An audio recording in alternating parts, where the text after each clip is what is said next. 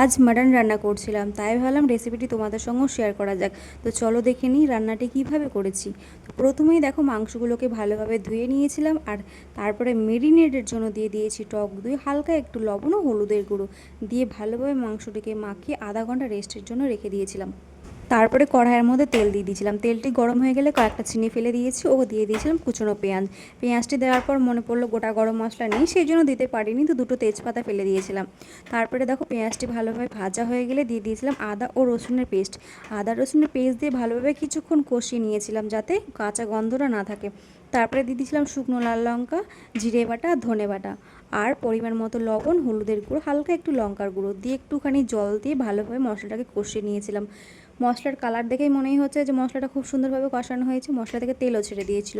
তো তারপরে দেখো মেরিনেট করা মাংসগুলোকে দিয়ে দিচ্ছি। তোমরা এইভাবে কে কে মাটন রান্না করো অবশ্যই কমেন্টে জানিও।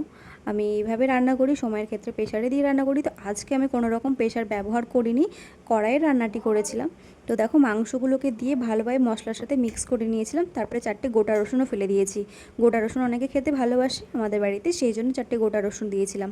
আর তারপরে আধা ঘন্টা পর ঠিক আমার মাংসটা এইভাবে কষানো হয়েছিল। তো তোমরা মাংসটার কালার দেখে বুঝতেই পারছো যে মাংসটা খুব সুন্দরভাবে কষানো হয়ে গেছে, তেলও ছেড়ে দিয়েছিল ভালোভাবে। তারপরে হালকা একটু উষ্ণ গরম জল করে আমি মাংসর মধ্যে গরম জলটা দিয়ে দিয়েছিলাম, আর দিয়ে দিয়েছিলাম ভেজে রাখা আলু। ঝোলটি ফুটে উঠলেই, আর তোমরা দেখো মাংসটি কালারটা কি সুন্দর এসছে, তাই না? দেখে দিবে জল আসছে, তো আসারই কথা, আমার এসে তোমাদের কেন আসবে না। আর সত্যি বলছি খেতেও অসাধারণ হয়েছিল মাংসটি।